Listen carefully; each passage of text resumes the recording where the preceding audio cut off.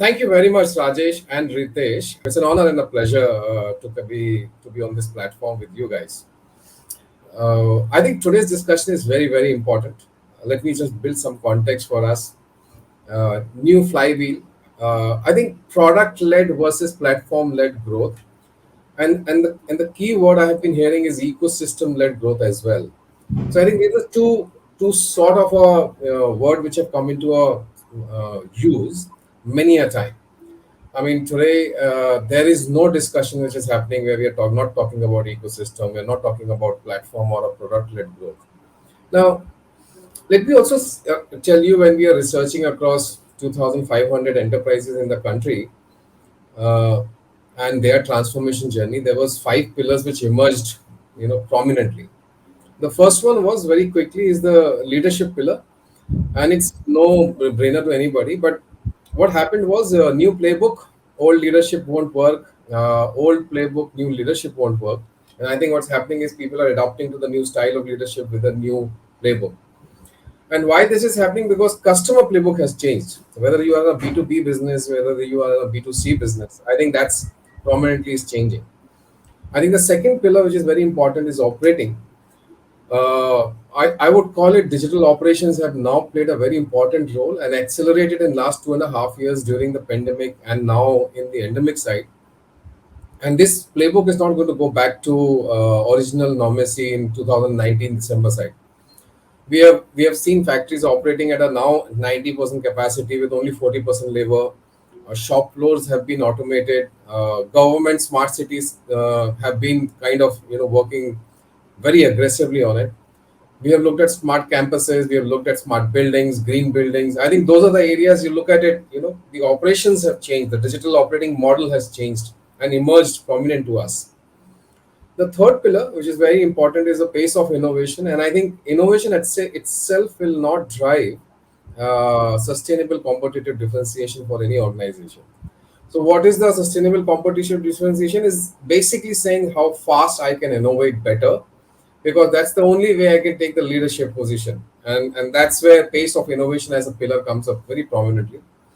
Fourth is ecosystem. I think no organization can actually work in silo today. Today we have, TCS as one, probably sort of a company, as a blue chip company in the country, which is being taken into consideration from every aspect, from helping government, helping enterprises, helping customers achieve invariably exponential value.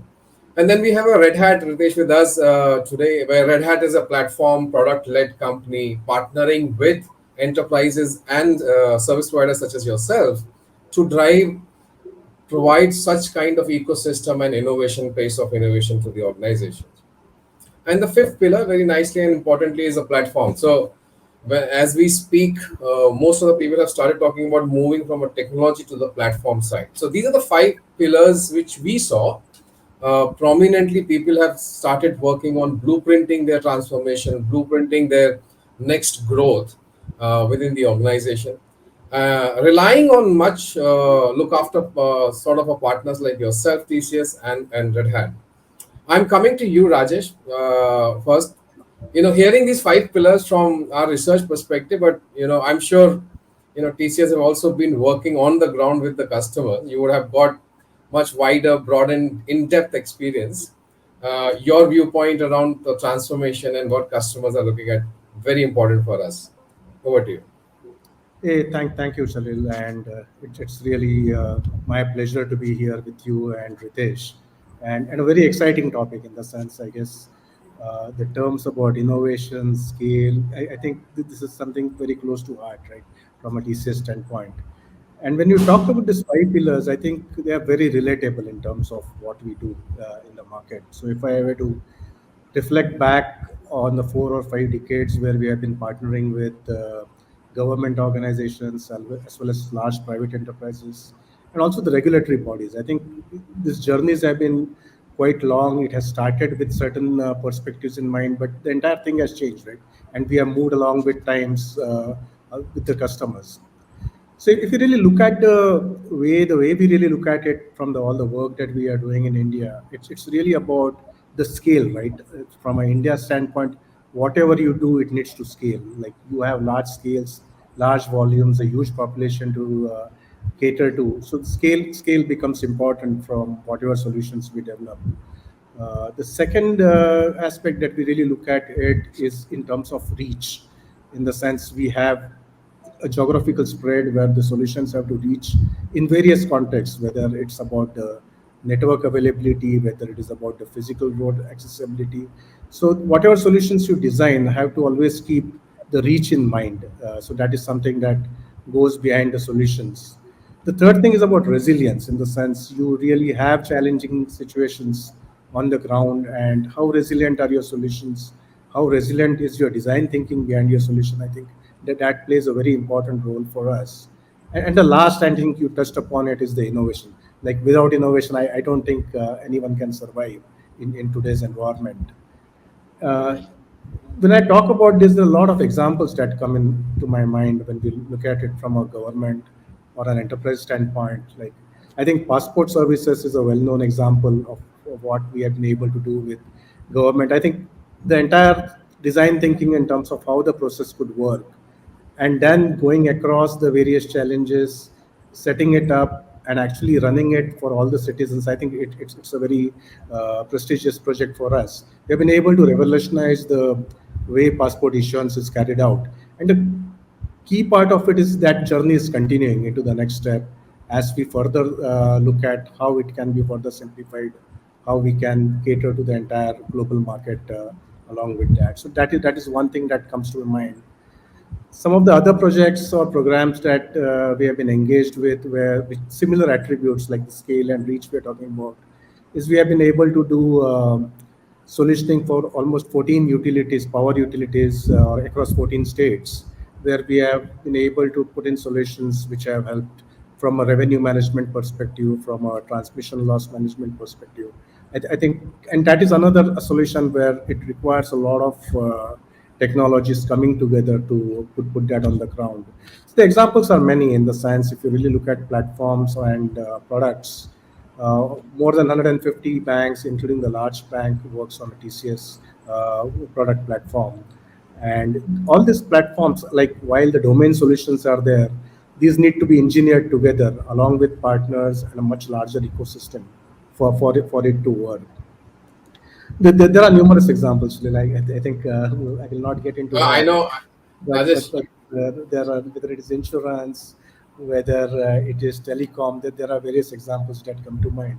But the key thing that really works here, Salil, in my view, is the contextual and domain knowledge of these customers. I think what has really helped is the long-term association with these customers, the context in which these solutions are getting built, and of course, when we really look at it in terms of the processes that have to be redefined for the solution to work, all this needs to come together for one to be really successful and take the solutions to the market.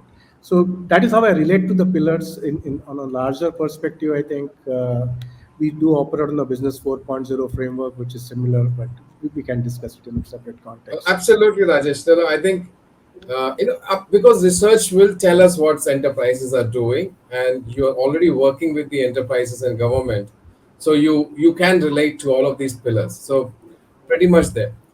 Ritesh, I'm coming to you as you saw Rajesh talking about in India. If you can't scale anything, then your solution is not a worth value addition to either government or either enterprises, right?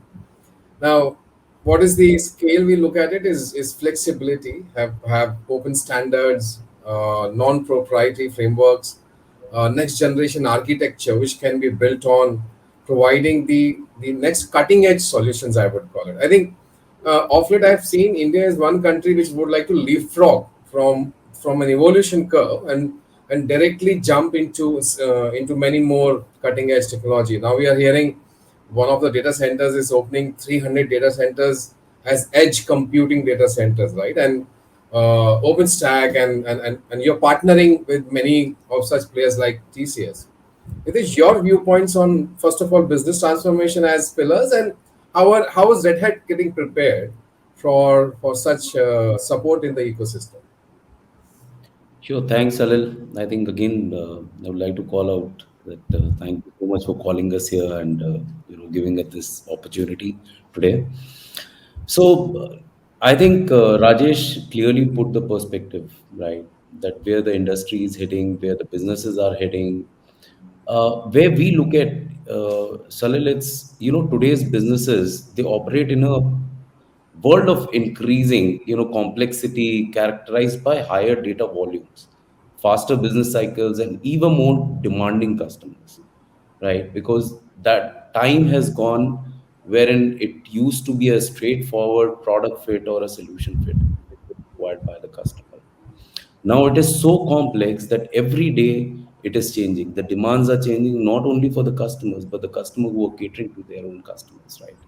So the need for change is greatly, depending on what kind of partnerships you are choosing, what kind of ecosystem you are working with, and how you are really going ahead and delivering that technology or a solution to the end customer. Now, again, digital transformation, as we used to talk about in earlier days, which I could attribute to a pre pandemic kind of era. But when we are now out of the pandemic or towards the endemic, as you said, this digital transformation has actually converted into a acceleration mode. Now, gone are those days wherein the customer will, come and define a problem to you, and they will then wait for someone like a OEM like Red Hat or TCS, come back and deliver that solution or propose that solution. They really, what they expect from all of us today is that we should be ready to come and deliver that on day one. That is the kind of pace the customers are talking and they are looking forward to. So that's how I would, really put together what you and Rajesh have defined those five pillars, right? But the need for pace is increasing day by day, and what you really need to be geared up on, how you are able to upskill your people, and how you can really cater to the newer technologies which are coming in the market today. Right? So Sure, that's how sure. I would emphasize. Absolutely, Ritesh. So I think one important point which you very well related is pace.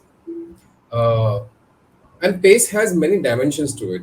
I simply call this pace as changing customer playbook, right? When their behaviors are changing. If you look at banking, I don't know whether you still go to a branch or not. I don't think anybody is going to a branch. Whereas internet banking was 10% and 90% was branch banking. Suddenly, in 2.5 years, it's vice versa. 10% is branch banking and 90% is internet banking. So I'm sure when TCS is giving us solutions to the banking community, they have to rethink themselves as the changing behavior. In manufacturing, I think reordering is around 70%. So all specification has to be digitized, and the asset needs to be digitized such that people don't need to really interact. They can reorder 70% of the time they want to do it. So some shop floor automation, instead of having a connected products, we are looking at shop floor automation. In 2000 December 19, I think fan was connected, your phone was to your phone, then you have appliances connected, your fridge is getting connected. It was connected products. Now we are not talking about connected products. We're really talking about shop floor automation where without people we can actually manufacture still, right? The data centers are still working. So I think fair to say customer expectations have changed, right? Am I correct to say that, Rajesh and Ritesh both, right? If very briefly. Now, Absolutely. okay. Now, when the customer's expectations have changed, many fold and many dimensions, but one important point which has come out is integration. I mean, I don't have to rely on X solution and an X product from a market, then move on to Y, then to C, to A, to Z, and create a fragmentation value chain for me, and I am managing that fragmentation, or I'm taking a help of a partner like TCS to do that management. Now, today as a customer, and specifically the enterprise customer, the government customer, looking end-to-end solution, my expectations are very different. My relationship with you is not a vendor relationship. My relationship is a partner relationship, not for today but for tomorrow, for the next 5 years, 10 years of progress and the growth I'm making, which is very demanding actually. And Rajesh, again, I'm going to start with you on this chapter. When customers expectations are end to end, and customers are and relationship and experience matters a lot now. It is very demanding, and when it is very demanding, you would need to really innovate to work with them, and as an ecosystem you can't work as solely alone player. How are you working with the ecosystem, Rajesh? How are you meeting the exponential demand of customers and building that solid relationship? No, I think very, very well put, Shalil. In the sense, the traditional project, okay, it no longer exists. It's no longer about an RFP and the customer defining for you what is needed and you trying to respond to it. I think it's no longer that context. See, the customer expectations overall from partners like TCS or even Red Hat, or there is a host of partner ecosystem that we integrate with. The expectations are very different now in terms of what you bring to the table, what is the thought leadership that you bring to the table. Are you willing to co-innovate with the customers? Are you willing to co-create with the customers? And what is your philosophy behind that? And how are you enabled to do that? I think that is the key critical thing. So more and more as we engage with customers, it is about creating something new, right? It's not about just automating an existing process or putting in a definition for a new product. It's no longer that. It's about innovating. It is about creating a new capability. It is about creating a new business. And how do we really engage? How do we really bring? It's not about a mere point solution. A point solution is no longer going to work. Okay, so if I go with a single point solution, that doesn't work. You have to bring in the technology innovation into it. You have to bring in the process innovation on it. You have to get in the flexibility. You have to see how you are really defining this, leveraging the power of cloud data altogether. Now, when you really look at this, there is no other go other than a partner ecosystem. You cannot alone put everything together and say this is my solution. However much you might want to do that, but that's not the reality. You have to work very closely with partners. And what it means is the alliances and the strategic relationships that you have with the partner ecosystem is extremely crucial. As TCS, we are heavily invested into it for a number of years. We continue our investments in it. The trick is about how do you create solutions together with partners and get them to work. Like, so we do a lot of investment, not only on a talent pool building in terms of having the scale to build out the solutions for the customers, but also creating new innovative offerings along with partners. And that can only be possible when you bring together things. There are niche technologies that you need to bring together. If you look at banking, you talked about you hardly go to a bank. Various technologies, right? There are video technologies, there are security aspects that one need to really look at because you are doing a financial transaction at the end of it. Yeah. Now, you have to get all these things together. And what really helps is understanding the customer environment. If you do not understand the kind of customer environment, the customer's competition, I don't think you can put together the strong solution together. So our thought process is very clear. We work very closely with partners.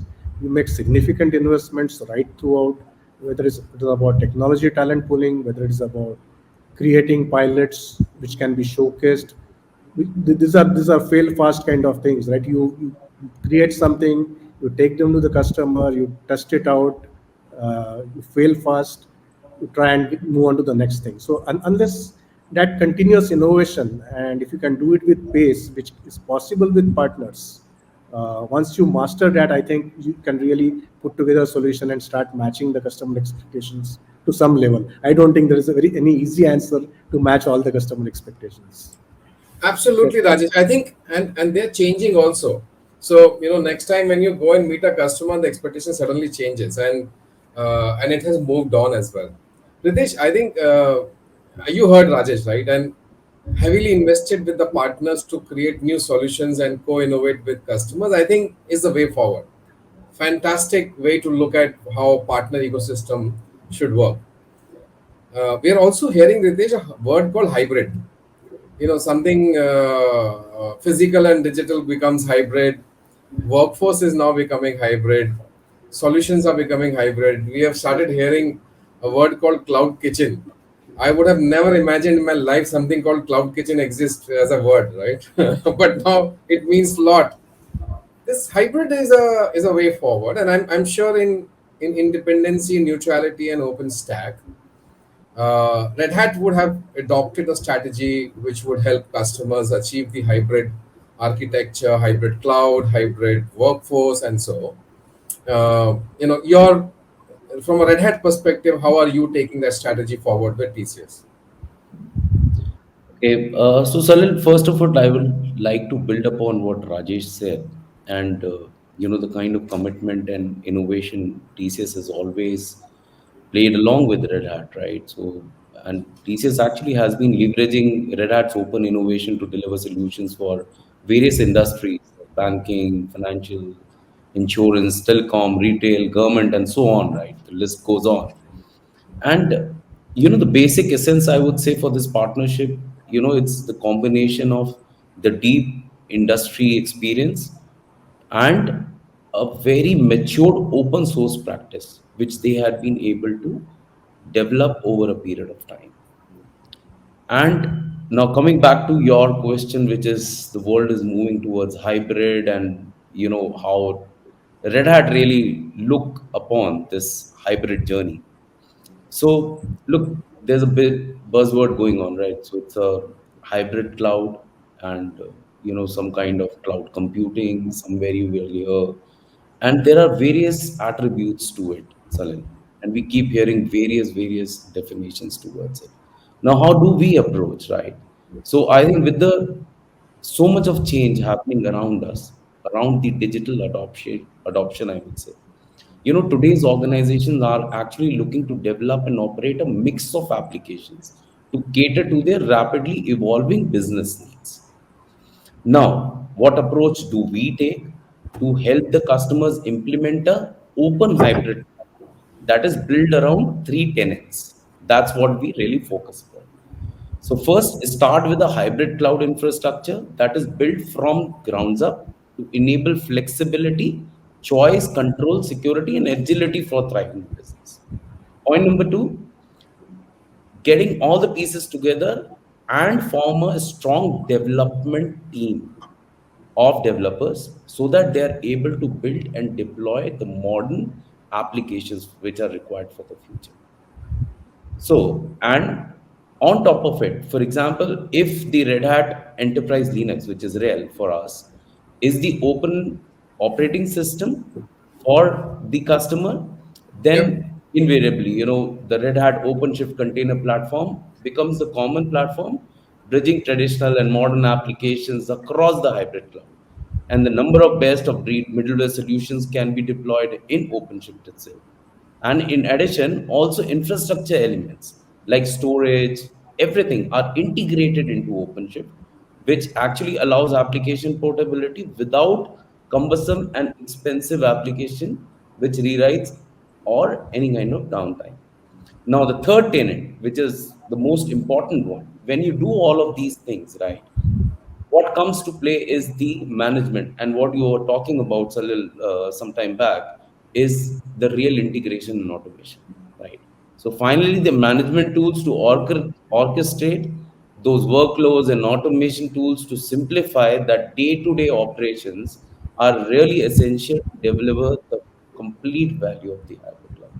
So that is sure. how in totality, Salil, we look at when it comes to Red Hat on the hybrid cloud.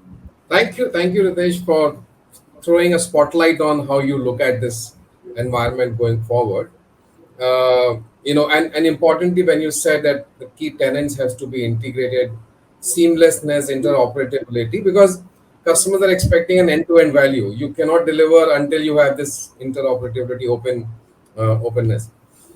And the last part for before we close our discussion today, I think we discussed what's happening in the past and today, but things are changing drastically for tomorrow, right? I mean, I've recently heard, Rajesh, that we can renew our passport without going to a passport office. So I think it's a big change, right? Obviously, you would have played a very important role in driving those changes. We are hearing you can buy a flat or a house by looking at a metaverse sort of a technology, rather than physically visiting a place, which could be a troublesome, and at the same time it requires energy, time of a person to be there. So we are hearing drastic changes the way we will operate in the future. I would be a billionaire if I can predict what's happening in the future. But I think what I'm trying to build is the nature of the future is changing very fast. Now, many a times we heard, what will happen in the future. We will cross the bridge once we reach there. But it's actually not true. We need to be prepared today for tomorrow, and that's where most of the strategic gurus, professors, economists, think tanks have been talking to us, right? I can't leave this conversation today without having that discussion, right? And wanted to hear from you, Rajesh. What are the things one should be doing today as TCS or as customers, etc.? And I'll come to Ritesh, to you as well, to be really ready for tomorrow, because otherwise it will be very late and your relevance will be lost. A very, very interesting question, Shalil. In the sense, it's always fun to predict the future, right? In terms of what is going to happen. But see, as we talk to customers more and more, see, growth and transformation has always been one of the key engines for us. And so you have a cost optimization on one side and a growth and transformation kind of programs on one side. And really speaking, in through our conversations with customers, what is really coming out is you talked about the operations as one of the pillar.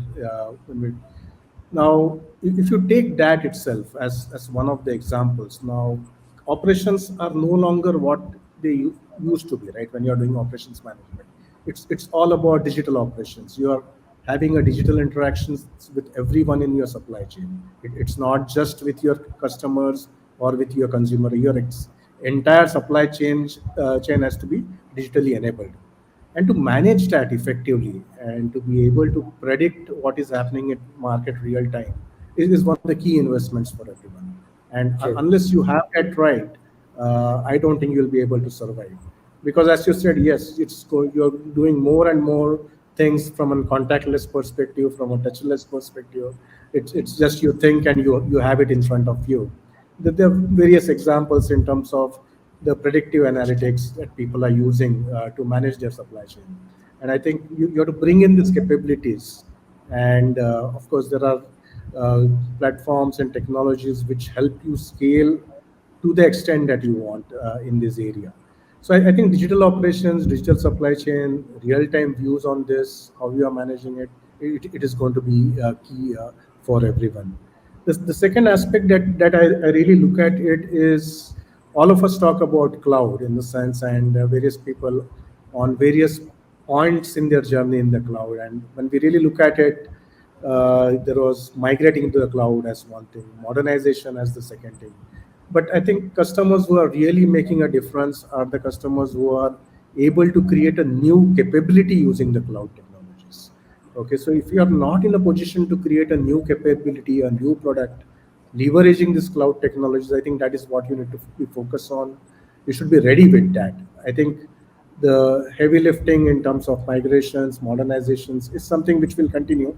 But I think that you should focus on how do I create new capabilities using this Sure. technology for my business.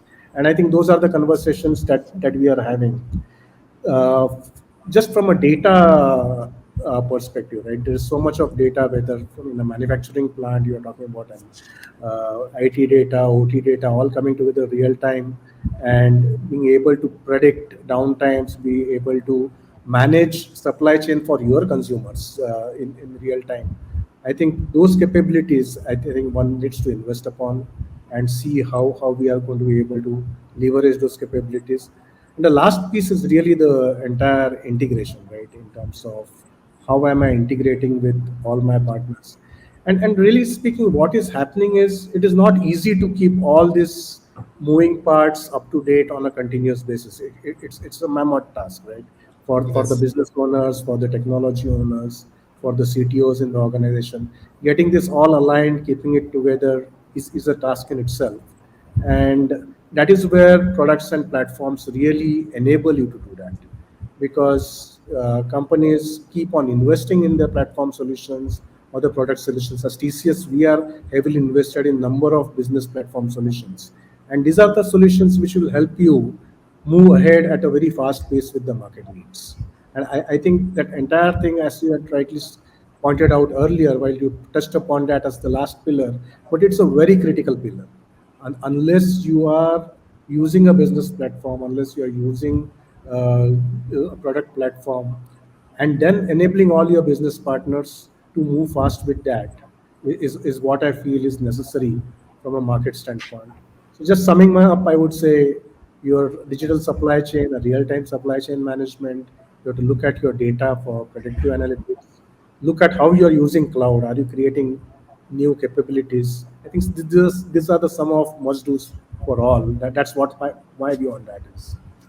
Rajesh can't. I mean, you've done a you've given an explanation and summarization where I couldn't have done it better job. So thank you for that. Actually, you made it so crystal clear as to where you can separate the noise versus the reality, and how you should be looking at it. I think that's fair, because some people will use some buzzwords and try and do some pilots and experiment, but that's not the real value right now. I think real-time supply chain, looking at your data analytics engines working together. I think platform orientation brings brings the next gen organization live, whether you're a traditional organization or a digital native. Ritesh, over to you. I think if you, I don't know what we can add more, because Rajesh had done a great job there. But I'm sure from a Red Hat perspective, your thought process would have been to differentiate how we are moving in the future. Yeah, so I think it's really, we do not really have anything to substantiate that. But yeah, from Red Hat perspective, if you ask me, couple of points here, Salil.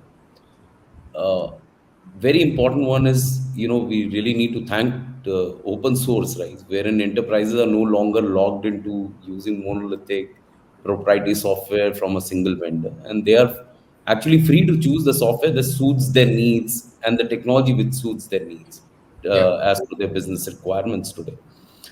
And in fact, open source has made way for almost all the technology innovations like analytics, what Rajesh spoke about, AI, ML, blockchain, and including the cloud computing, right, for tomorrow or today, what we're talking about.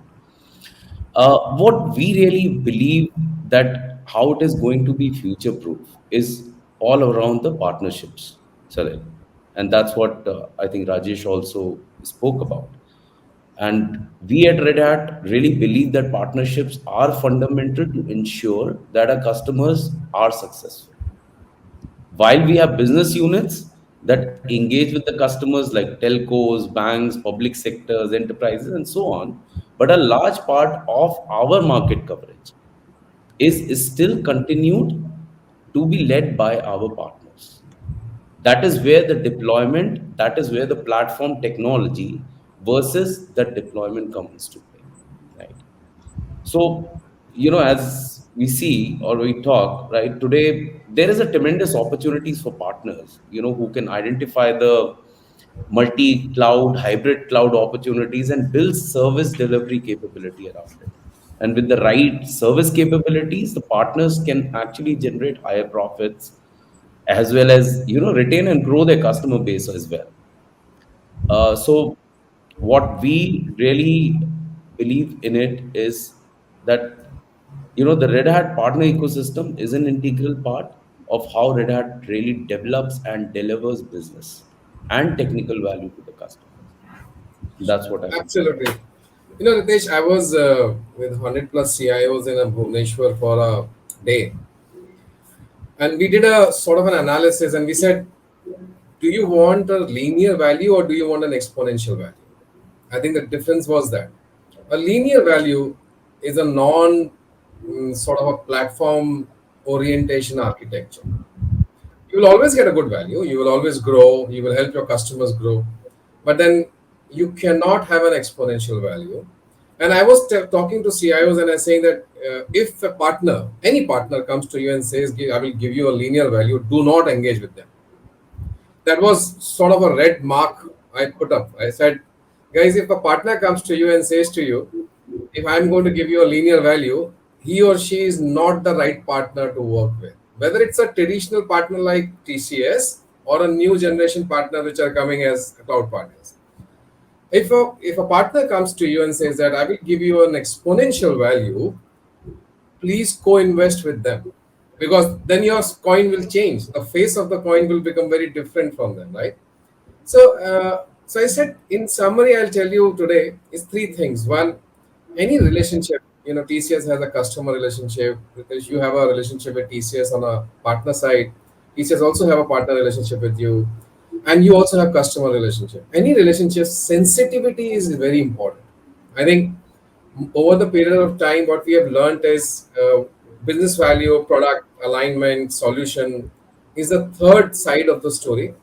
But the more important is sensitivity of relationship, the anxieties of the customers which you are solving, the social angle of it is very, very important, and that relationship exists. I can see the sound relationship between TCS and Red Hat as we are talking today. It's fantastic to see that. Second pillar, which I would call it, is a everything is a two-way street. It's not a one-way street. And many a times, if I look at it, previous 20 years or 2 decades, I think largely we have shifted the needle of being a one-way street to a two-way street. And when I say two-way street, customers are playing an important role with you. You are playing a very important role with them, co-innovating, co-designing, co-creating. I think it has more and more moved towards that side, which is very, very important. I think we will be irrelevant to our customers if we don't do co-innovation, co-create with them, and co-partner with them. So whether partner ecosystem, so it's a two-way street. And the third is a very, very important litmus test. If the customer is able to see the technology, then you're not doing a great job, because technology needs to be invisible. And I always put my, in my own organization, a litmus test. I ask my customers, can you visibly see the technology?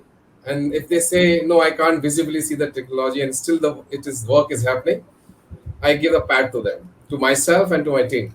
But if the technology is visible, then don't give pat yourself. Then some bottlenecks needs to be removed, something needs to be done. I think these three things which have come out as outcomes, I would call it, is very important. I have realized it over the period of time. Hope this summarize your thought process, the direction your people are moving as partners, as technologists, as solution providers to the customers, help drive more exponential value rather than a linear value. Great. Okay. Thank you, Ritesh. Thank you, Rajesh. Thank you for the time today.